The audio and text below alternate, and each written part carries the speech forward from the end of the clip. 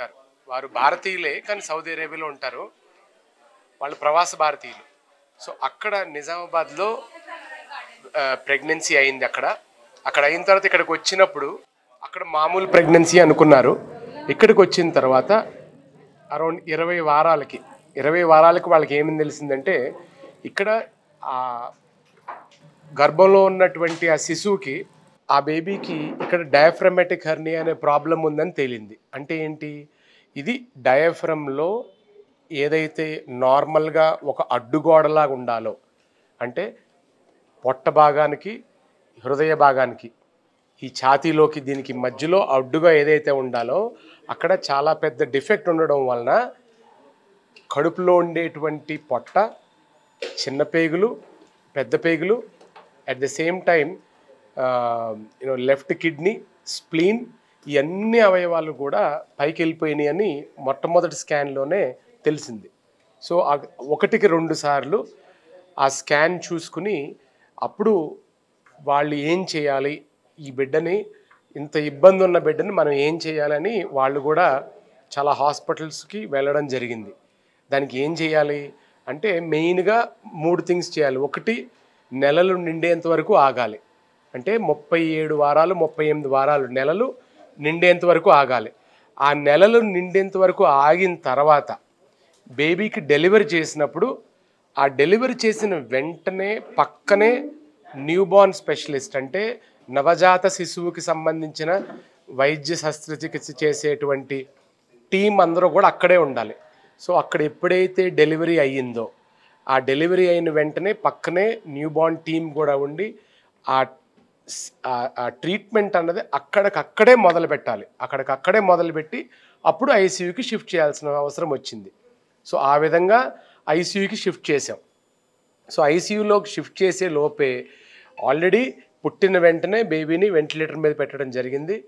ఆ బేబీకి పుట్టిన వెంటనే ఉన్న ఇబ్బందుల్లో ఇక్కడ నేను ఇందాక చెప్పినట్టు పేగులు, పొట్ట అంటే స్టమక్, దానికి తోడు స్ప్లీన్, దానికి తోడు liver, left lobe of the liver and left kidney, ఇవన్నీ పై భాగంలో ఉండడం వలన ఎడం పక్క ఉండేటువంటి గుండె అది కుడి పక్కకు వెళ్ళిపోయింది. ఎడం పక్కన ఉండేటువంటి ఊపిరితిత్తు ఏదైతే ఉందో చిన్నగా అయిపోయింది, అసలు ఎదగలేదు అసలు లెఫ్ట్ సైడ్. అండ్ ఇవన్నీ కూడా రైట్ సైడ్ లంగ్ కూడా ఒత్తిడి తెస్తుంది. సో రైట్ లంగ్ కూడా సరిగ్గా పనిచేయలేని పరిస్థితి. సో వెంటనే వెంటిలేటర్ మీద పెట్టి ఐసీయూకి షిఫ్ట్ చేసి, ఇక్కడ మెయిన్ థింగ్ ఏంటంటే మా కష్టాలు, ఒకటి పల్మనరీ హైపోప్లేజియా అంటాం, అంటే లెఫ్ట్ లంగ్ సరిగా పనిచేయకుండా సరిగా తయారవ్వకపోవటం ఒక ప్రాబ్లము. 2, ఆ తయారవ్వని లంగ్ రైట్ లంగ్తో పాటు వాళ్ళ ఊపిరితిత్తుల్లోనే బీపీ చాలా ఎక్కువ ఉంటుంది. సో ఈ మొట్టమొదటి 3-4 రోజులు మా కష్టం అంతా కూడా ఏం చేయాలి, ఎలా తగ్గించాలి, వెంటిలేటర్ మీదే ఉంది బేబీ, కానీ ఎలా తగ్గించగలగాలి, ఎందుకంటే పాలు ఇవ్వలేము అప్పుడు, ఎందుకంటే పేగులన్నీ పైన ఉన్నాయి. సో పాలిచ్చే పరిస్థితిలో లేము. సో సెలైన్ ఇస్తున్నాం, టీపీఎన్ ఇస్తున్నాం. టీపీఎన్ ఇస్తూ ఎక్కడైతే పేగులన్నీ పైన ఉన్నాయో దానికి సంబంధించి మనం అందులో ఉన్నటువంటి ఊపిరితిత్తులకు సంబంధించిన హైపోప్లేజియా అండ్ పల్మనరీ హైపర్టెన్షన్కి వాటిలో బీపీ తగ్గడానికి మందులు ఇస్తూ ఒక మంచి కండిషన్కి సోమవారం నాటికి తీసుకొచ్చాం. అంటే 3 రోజులు ఆ టైంకి మనం తీసుకురావడం జరిగింది. అప్పుడు శుక్రవారం నాడు డెలివరీ అయితే 20వ తారీఖు, సోమవారం నాటికి డెలివరీ అయిపోయిన తర్వాత ఆపరేషన్ చేయడం జరిగింది. సో ఆపరేషన్ చేసిన తర్వాత అప్పుడు ఏంటంటే మెయిన్ థింగ్, ఆపరేషన్ చేయాలంటే 2 థింగ్స్ జరగాలి. ఒకటి, నంబర్ 1, హీమోడైనమిక్గా స్టేబుల్ ఉండాలి. బీపీ, షుగరు, తర్వాత బ్లడ్ ప్రెషర్తో పాటు పర్ఫ్యూజను, హార్ట్ రేటు, మొత్తం అన్నీ శాచురేషను, బ్లడ్ గ్యాసెస్ అన్నీ స్టేబిలైజ్ అవ్వాలి. దాంతోపాటు ఆ బీపీ కూడా, ఊపిరితిత్తులో బీపీ కూడా తగ్గాలి. ఇవన్నీ తగ్గిన తర్వాత అప్పుడు ఆపరేషన్ చేయడం జరిగింది. ఆపరేషన్ కూడా మేము చాలా ఆలోచించాం, ఏం చేద్దాం, మనం మామూలుగా చేస్తేనేమోను రికవరీ అవ్వడానికి టైం పడుతుంది, కానీ ఇన్ని సంక్లిష్టమైనటువంటి కాంప్లికేషన్స్ తోటి ఎలా చేయాలి అని చాలా భర్జన పడి చివరికి మా పీడియాట్రిక్ సర్జన్ కూడా కీ హోల్ సర్జరీ చేద్దాం సార్, రికవరీ బెటర్ ఉంటుంది, చేయటం కష్టం అవుతుంది. 4 గంటలు పట్టింది ఆపరేషను. ఆ 4 గంటల్లో అన్నిటినీ కిందకు చేసుకుని అదే హోల్ ద్వారాగా 3 రంధ్రాల ద్వారాగా కిందకి ఆ పేగులన్నిటినీ కిందకి పుష్ చేసి లివర్ని కిందకి పుష్ చేసి స్ప్లీన్ని కిడ్నీని కూడా కిందకి పుష్ చేసిన తర్వాత అప్పుడు ఒక మెష్ ఇదే హోల్ ద్వారాగా ఒక మెష్ ప్రోలీన్ మెష్ని పంపించి అది సూచర్ చేయడం జరిగింది. అప్పుడు పైకి రాకుండా ఉంది. సో ఇది ఒక గండం అనమాట. మొట్టమొదటి గండం ఊపిరితిత్తుల్లో బీపీ తగ్గడం మొట్టమొదటి గండం. రెండో గండం ఆపరేషన్ చేయటం, అది రెండో గండం. ఇంక మూడో గండం ఆపరేషన్ చేసిన తర్వాత అన్నిటికన్నా పెద్ద కష్టం మాకు అది. సో ఆ డెలివరీ అయిన తర్వాత ఆపరేషన్ అయిన తర్వాత మేనేజ్ చేయాలి. ఈ 2.5 వారాలు కూడా ఆ ఉన్నటువంటి అవయవాళ్ళు ఎలా పనిచేస్తున్నాయి ఏంటి, మళ్ళీ స్కాన్ చేసుకుని అన్నీ బాగున్నాయా లేదా అని ఆ వెంటిలేటర్లో 5 స్టేజీలు ఉంటాయి. So high frequency ventilation, conventional ventilation, తర్వాత నాన్ ఇన్వేజివ్ వెంటిలేషన్లో CPAP pressure support, HFNC and oxygen. So delivery అయిన 1 రోజు 2 రోజులకి హై ఫ్రీక్వెన్సీ తీయటం జరిగింది. ఇక తర్వాత ఆ కన్వెన్షనల్ వెంటిలేషను, తర్వాత ఈ non invasive CPAP pressure support, HFNC తీయటం జరిగింది. మెల్లగా ఇవన్నీ పోయి మీకు ఇందాక చూపెట్టినట్టు వీడియో ఇప్పుడు కేవలం ఆక్సిజన్ తోటే చక్కగా బ్రీత్ తీసుకుంటుంది.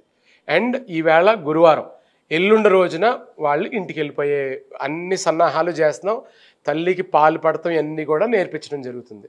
సో ఇది పెద్ద ఒక గండం నుంచి ఇంకో గండం, ఇంకో గండం నుంచి ఇంకో గండం దేవుడి దయ వలన, కేవలం దేవుడి దయ వలన అండ్ అందరూ కష్టపడటం వలన, తండ్రి యొక్క సహకారం సపోర్టు చాలా చాలా ఇంపార్టెంట్. ఎందుకంటే చాలా ఇమోషనల్గా ఫీల్ అవుతారు. వాళ్ళకు కూడా పాపం వాళ్ళకి బేబీ కావాలి కానీ ఇబ్బందులతో ఉన్నాయి, ఇన్ని ఇబ్బందులు ఉన్నాయి, ఎలా చేయాలి ఏంటి.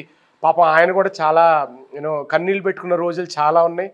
వాళ్ళు ఒకవైపు ఫ్యామిలీని చూసుకుంటూ ఒకవైపు ఇది చూసుకుంటూ అన్నీ ఓవరాల్గా మా టీం కూడా, ఎందుకంటే టీం అక్కడ సర్జన్స్ 3 కావాలి. ఫస్ట్ గైనకాలజీ అదే ఆబ్స్టెట్రిక్ టీమ్ ఆ సర్జరీ చేయాలి, అంటే బేబీని డెలివరీ చేయాలి.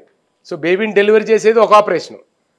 సో బేబీ డెలివరీ చేసిన తర్వాత బిడ్డకి ఆపరేషన్ చేసేది ఇంకొక లెవెల్. సో ఇవన్నీ కూడా ఒక్కొక్కటి చేయటం అంటే, సో ఒక టీం కావాలంటే ఆబ్స్టెట్రిక్ టీం కావాలి, నియోనెటల్ టీం కావాలి అండ్ పిడియాట్రిక్ సర్జికల్ టీం అందరూ కలిసి సమిష్టిగా చేస్తేనే దీని యొక్క ఫలితం కనపడుతుంది అనమాట. అదే సక్సెస్కి కారణం.